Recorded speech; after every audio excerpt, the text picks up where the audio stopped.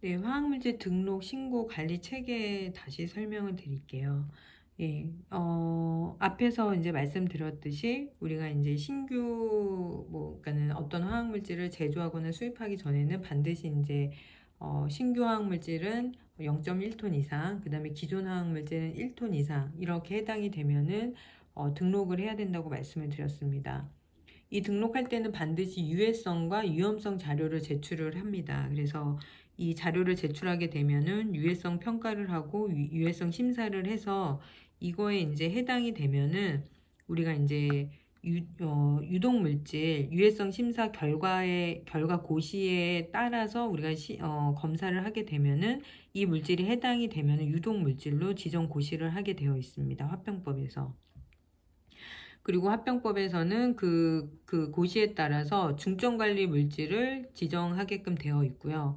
요 물질들 중에서 이런 것들이 굉장히 그 위해성이 높다. 사용량이 굉장히 10톤 이상, 사용량이 연간 사용량이 많아서 어떤 위해성에 대한 평가 부분이 수반이 된다. 그럴 경우에는 위해성 평가 자료도 제출을 하게 됩니다. 그래서 이 위해성 평가 과정을 거쳐서 이거에 이제 해당이 되면은 허가 물질 지정 고시, 그러니까 제한 물질이나 금지 물질 이거의 어떤 그 고시에 따라서 일부 물질은 이 유해성, 이 유독 물질 중에서 일부 물질은 제한 물질 또는 금지 물질로 지정될 수도 있습니다.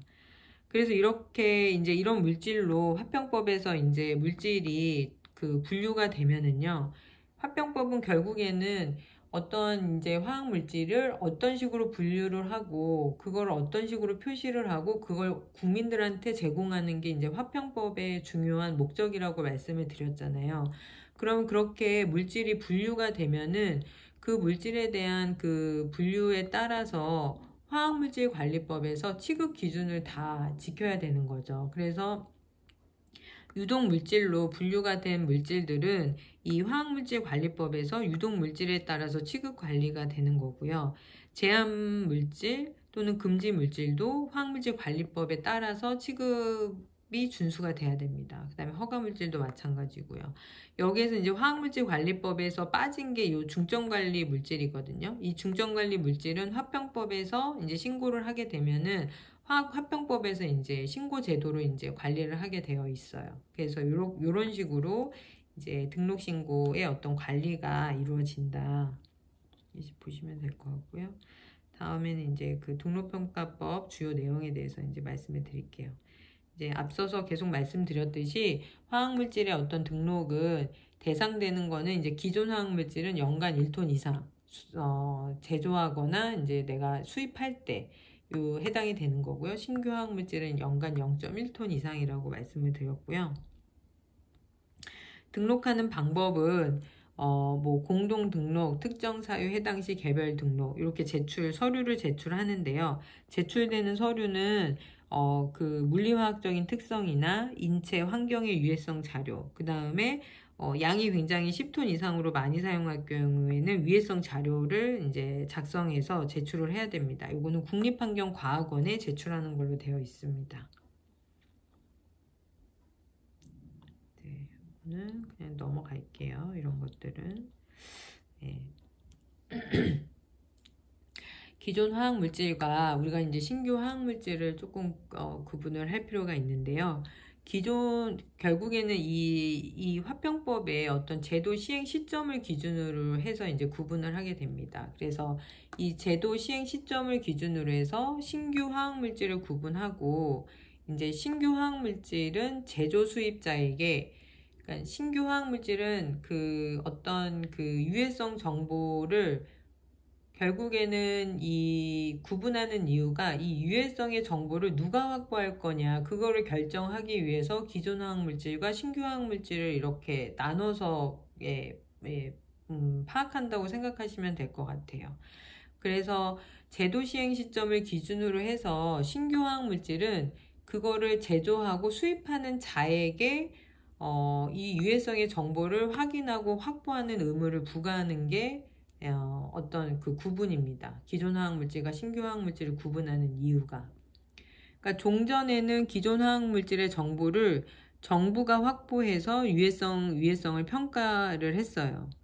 그래서 최초의 유해물질 관리법의 어떤 그런 것들에 따라서 이 유해성 정보 제출 제도 도입이 91년 2월 2일에 이제 도입이 됐는데, 이거를 기준으로 해서 기존 화학물질로 구분을 하고, 이거에 이때 91년 2월 2일 전에 유통된 화학물질은 국가에서 유해성과 위해성을 평가하고 이 자료를 국가에서 확보를 하는 거고요. 그 다음에 이 화학물질 등록평가법 도입이 됐잖아요. 이 도입 후에는 기존 화학물질 정보를 제조 수입자가 확보를 해야 된다는 거죠.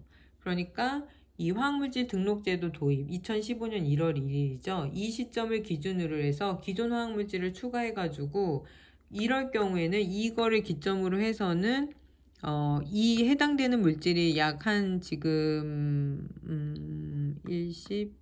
100, 1000만 2700개 정도 되는데, 이 2700개 되는 물질 여기다가 이 환경보호 고시가 된 이 물질에다가 유해물질로 지정 고시된 요 물질은 제조 수입자가 그 유해성 자료를 유해성 정보를 확보해서 이거는 제조 수입자가 확보를 해야 된다는 거죠.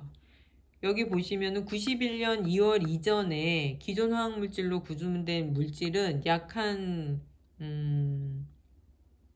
13만 개 정도 되는 거예요. 이 13만 개 되는 이 물질은 국가에서 이제 유해성 자료를 확보하는 거고, 이 물질은 이제 안 내도 되는 거죠. 이 물질에 대한 정보는. 근데 여기에서 관련되는 이 물질은 이제 이거는 제조 수입자가 확보해서 이제 유해성 자료를 제출을 해야 된다. 그래서 신규 화학 물질과 기존 화학 물질을 구분한다. 이렇게 보시면 될 것 같고요.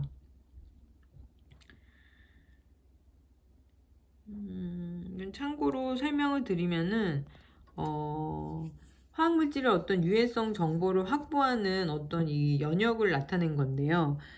이 1963년도부터 동물 및 극물에 대한 법률을 만들어서 화학물질을 관리를 했다고 해요. 그런 다음에 1990년도에 유해화학물질 관리법이 91년도에 이제 시행이 됐는데, 이때부터 이제 신규 화학물질에 대한 유해성 심사를 이때부터 제도를 운영을 했습니다. 그래서 2011년도에는 기존 화학물질의 유해성 자료를 이제 이때부터 이제 등록을 하게 되어 있었어요. 이때부터 이제 기존 이제 화학물질의 유해성 자료를 등록을 했는데, 2013년도에 화학물질의 등록 및 평가 등에 관한 법률을 이제 만들어서 15년부터 시행을 했고, 요때부터 이제 기존 화학물질과 신규 화학물질을 구분하면서 이제 유해성 자료를 국가에서 확보를 할 거냐, 아니면은 그거를 직접 제조하거나 수입하는 자가 확보를 해야 될 거냐, 요거를 이제 구분하게 된 거죠.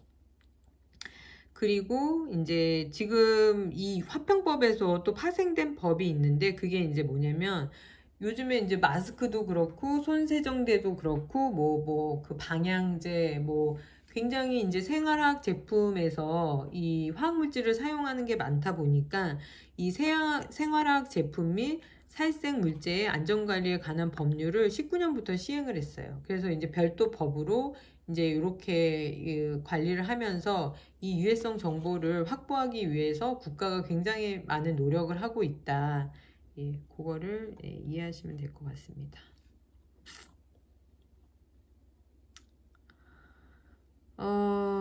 이 기존 화학물질의 어떤 그 등록은 굉장히 이거는 이제 화평법 그 10조에서 이제 규정을 하고 있는 내용인데, 기존 화학물질은 아까 앞에서 얘기했지만 이제 고시로 한 게 벌써 만 몇 개가 넘고, 그 다음에 이제 유해물질로 지정 고시된 물질도 굉장히 수가 많죠. 그렇다 보니까 이거에 따라서 이 기존에 이제 이러한 화학물질을 쓰는 이 사용자에게 이거를 한 번에 다 등록을 해라 라고 하는 거는 이제 무리가 있을 수 있잖아요. 과도한 이제 법 집행이 될 수가 있으니까 우리 화학물질 관리법에서도 단계적 유예를 줬잖아요.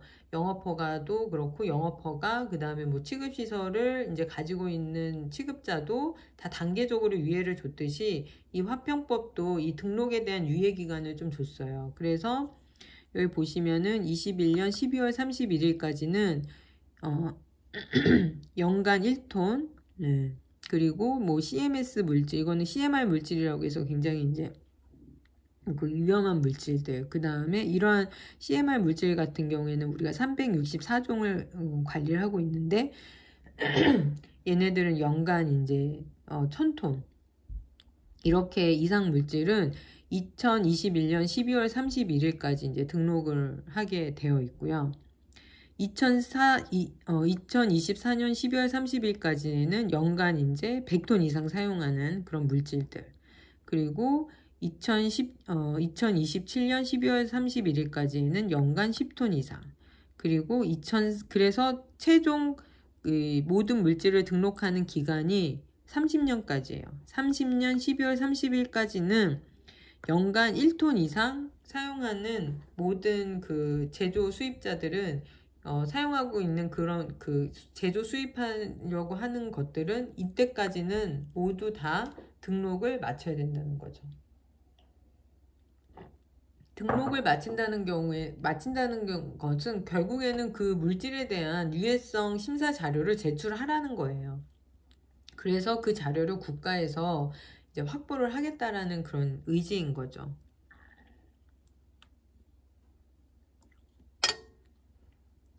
그래서 이제 이 사전 신고는 뭐냐면은 기존 화학물질의 어떤 제조하고 수입하기 전에는 기본 정보 있잖아요. 물질명 또는 제조 수입량 이거를 신고를 해야 된다는 거죠. 예. 그래서 이것도 등록 유예 기간을 적용을 해가지고 예, 사전 재신고 제도를 지금 운영을 하고 있습니다. 보시면 될 것 같고요. 그래서 기존 화학물질을 그 등록을 할 때 제출해야 되는 이제 서류들이 있거든요. 그거는 뭐냐면은 제조하거나 또는 이제 수입하려고 하는 자의 어떤 정보가 들어가야 되고요. 그 다음에 화학물질의 정보. 그래서 이제 명칭이나 이제 뭐 식별 정보 해가지고 분자식이나 구조식 등 이런 것들이 들어가야 되고요. 그 다음에 이제 용도가 들어가야 돼요. 용도가 이제 그 다음에 분류 표시, 그 다음에 물리적, 화학적인 특성, 그리고 유해성, 근데 안전 사용을 위한 지침, 그 다음에 위해성 자료. 이 위해성 자료는 이제 연간 10톤 이상일 경우에만 이제 해당이 돼요. 그리고 유해성 심사 결과 이제 그 과학원에서 이제 유해성을 심사한다고 그랬잖아요. 근데 유해성을 심사했더니 이거는 이제 유해성 평가가 필요하다고 인정되는 물질이 있어요. 그럴 경우에는 이제 유해성 평가도 받아야 된다는 거죠. 그러니까 우리가 이제 화관법이랑 비교를 하자면 화학물질 관리법에서는 장애영향 평가서를 제출을 하고 모든 사람들이 장애영향 평가서를 유해물질을 취급하려면 장애영향 평가서를 제출하잖아요. 그러니까 장애영향서를 평가하고 그 중에서 사고 위험성이 높은 사고 대비 물질을 일정량 이상으로 취급하는 사업장은 위해관리 계획서를 또 제출을 하게 되어 있잖아요. 그거랑 비슷하게 생각하시면 될 것 같아요. 그러니까 어떤 연간 지금 신규 화학물질은 0.1톤, 그 다음에 이제 기존 화학물질은 1톤 이상 사용한다. 그러면은 유해성 심사 자료는 다 제출을 해야 되는 거죠. 그리고 이제 등록을 할 때 유해성 심사 자료를 제출을 하는데, 근데 유해성 그 중에서도 특히 양이 연간 10톤 이상이다. 그리고 유해성 심사를 했더니 이 물질은 약간 유해성 평가가 필요하다. 그러니까 이 물질은 사람이나 또는 환경에 굉장히 어떤 그 위해성을 줄 만한 그런 어떤 물질이다. 그럴 경우에는 이 위해성 평가 자료를 또 요청할 수 있어요. 그러니까 그럴 경우 이렇게 두 가지 경우에는 위해성 평가도 이제 할 수 있다. 예, 여기 보시면 이제 뭐 용도나 이런 것들은 이제 그 시행령 별표 2에서 화병법 시행령 별표 2에서 용도를 총 55가지의 분류 체계로 따해서 이제 용도를 분류를 하게 되어 있어요. 그래서 이건 한번 읽어보시면 될 것 같고요.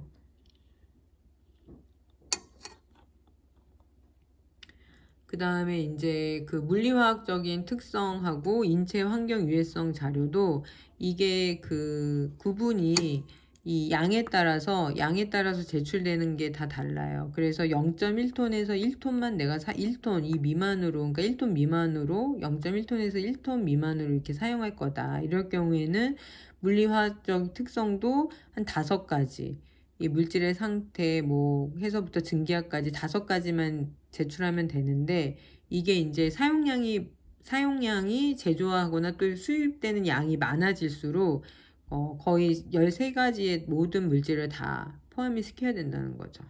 그리고 인체 유해성도 양이 적으면 요런 2가지만 제출하지만, 이제 양이 많을 경우에는 거의 15가지에 대한 항목이 다 제출을 해야 되는 거고요. 환경 유해성도 양이 적을 경우에는 2가지만 제출해야 되지만, 양이 많을 경우에는 최대 19가지의 요 항목으로 제출을 해야 합니다.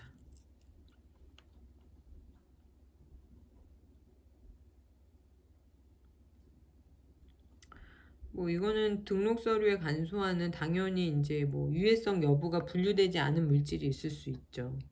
자료가 분류되지 않은 물질, 이런 것들은 생략할 수 있고, 그 다음에 유해성이 낮은 것으로 분류되는 물질도 간소화해서 이제 서류를 간소화할 수 있고요. 그 다음에 읽어보시면 될 것 같고, 신규 화학물질의 이제 신고는 이제 법 제 10조의 사항에서 이제 요거는 규정하고 있는 내용인데, 아까 얘기했듯이 신규 화학물질은 등록 대상이 0.1톤 이상이라고 했잖아요. 이거는 신고죠. 신고. 등록이 아니라 이제 신고. 신규 화학물질 같은 경우에는 이제 등록하고 신고로 나눠져 있다고 했어요. 그래서 등록은 앞에서 설명드렸듯이 이제 0.1톤 이상으로 사용되는 사람들은 다 신고를 해야 된다고 얘기를 했고요. 0.1톤 미만으로 이제 어떤 신규 화학물질을 제조하고 수입하는 자는 반드시 이제 신고를 해야 되는 거죠. 그래서 종전에 유해물질관리법에 따라 유해성 심사 면제 확인을 받아, 그러니까 유해성 심사를 하지 않아도 된다는 그 면제 확인을 받은 다음에 그 면제 확인을 받은 거에 따라서 이제 그 물질을 제조 수입하는 자는 이제 요 신고만 하면 된다는 거예요. 그래서 연간 0.1톤 미만으로 제조 또는 수입하는 이제 신규 화학물질에 해당이 되는 거고요. 신고사항으로. 그 다음에 신규 화학물질이 아닌 화학물질로만 구성된 고분자 화합물. 이거는 이제 환경부 고시에 다 나와 있다고 하네요. 그러니까 요런 것들은 다 신고사항으로 등록이 아닌 신고를 할 수 있다는 거죠. 그래서 제출 서류에는 연간 제조 수입되는 양, 그 다음에 화학물질의 분류 표시 용도, 이 정도만 이제 제출하면 된다는 거예요.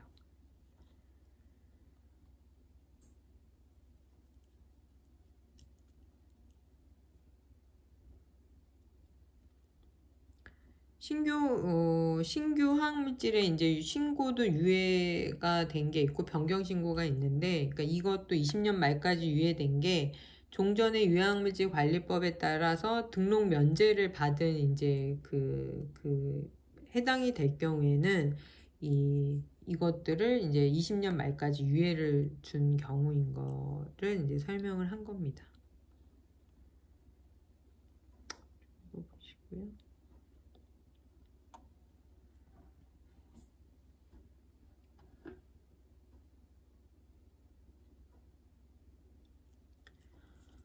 우리가 이제 유독물질, 금지물질, 제한물질, 허가물질, 이거를 이제 좀 살펴보면은, 유독물질이나 중점관리 물질은 아까 설명드렸듯이 물질 자체의 유해성에 따라서 지정을 하는 거라고 했죠. 그러니까는 유해성 심사 자료를 제출하잖아요. 그러니까 아까 제가 정의를 설명드렸듯이 유해성이라는 거는 그 물질 자체의 어떤 가지고 있는 어떤 물리적인 위험성, 어떤 그런 위해성을 나타낸 거예요. 얼마나 이제 이 물질이 위험한 거지, 또 유해성을 갖고 있는지.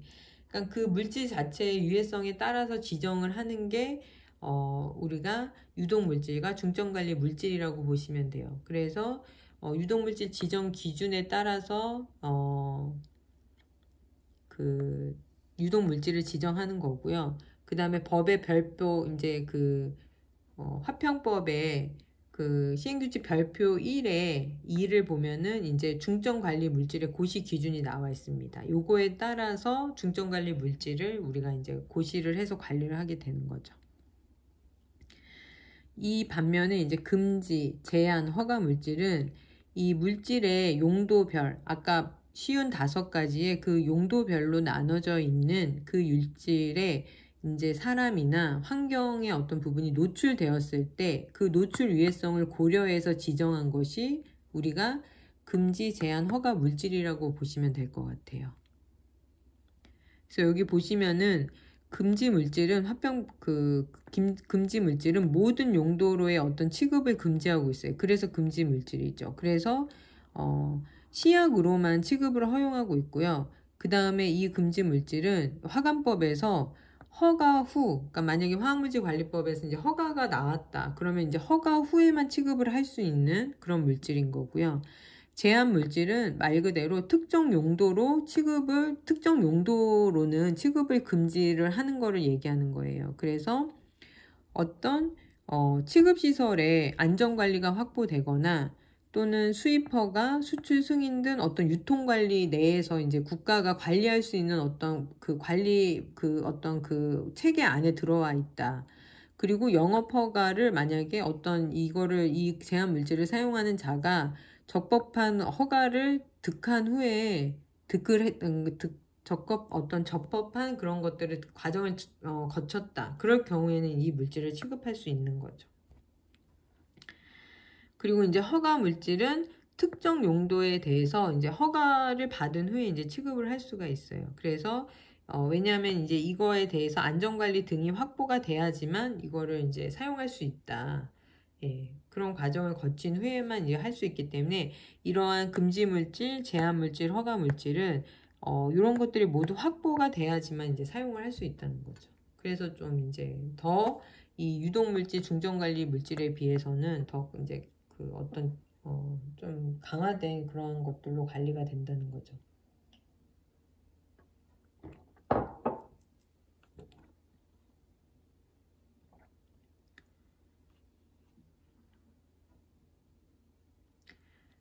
이제 앞부분까지는 보시면 앞에서 쭉쭉 이제 설명드린 게 등록에 대한 얘기를 쭉 제가 드렸어요. 등록하고 이제 신고. 등록이 있고 이제 신고가 있다고 말씀을 드렸잖아요. 이제 등록하고 신고에 대한 얘기를 이제 들었고, 이제는 이제 평가에 대한 얘기를 좀 드릴게요. 평가는 앞에서 설명드렸듯이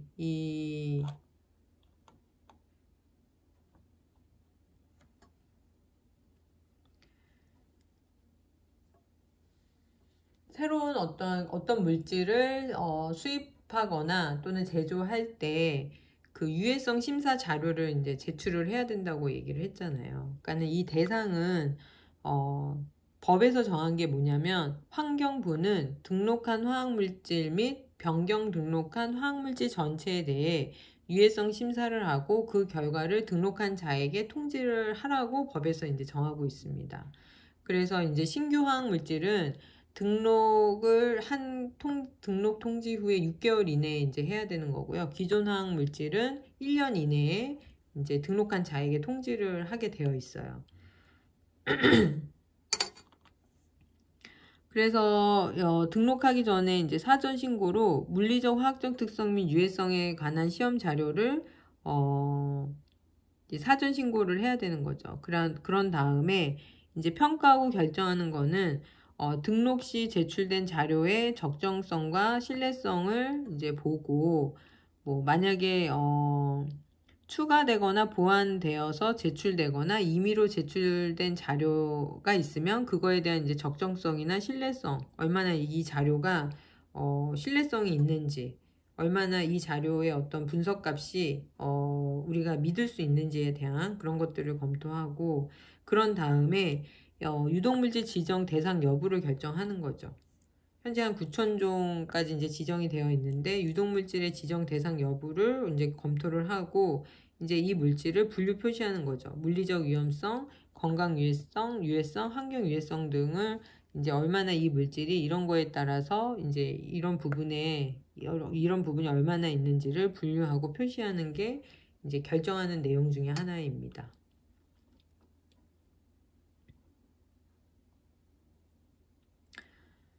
유해성 심사 부분에서는 이제 그렇게 하는 거고요. 이제 위해성 평가 부분은 이제 24조에서 이제 규정하고 있는데, 요것도 이제 과학원에서 하고 있죠. 이제 과학원에서는 이제 다음에 해당되는 물질에 대해서는 유해성 심사를 기초로 해서 유해성 평가를 할 수가 있어요. 그리고 그 결과는 반드시 등록한 자에게 통지를 해야 됩니다. 두 가지 경우라고 아까 말씀드렸죠. 제조 또는 수입되는 양이 연간 10톤 이상인 화학물질, 그리고 유해성 심사 결과 유해성 평가가 필요하다고 인정하는 화학물질은 우리가 위해성 평가의 대상 물질이 됩니다. 그래서 위해성 평가는 좀 제출 자료가 되게 좀 까다롭죠. 인체 건강 및 환경 유해성 평가한 자료가 있어야 되고요. 그 다음에 잔류성 또는 이게 이제 인체에 잔류하거나 또는 환경에 잔류 또는 축적될 가능성이 있는 그런 평가 자료하고, 그 다음에 노출 평가하고 안정성 확인 자료를 제출을 해야 됩니다. 그래서 이제 평가하고 결정되는 부분은 이제 그 주체자가 제출한 자료의 어떤 적적성이나 신뢰성을 확인하고요. 그런 다음에 이제 결정하는 게 이런 물질을 제한 물질로 할 것이냐, 금지 물질이냐, 허가 물질로 할 것이냐에 따라서 이제 결정을 하게 되는 거죠.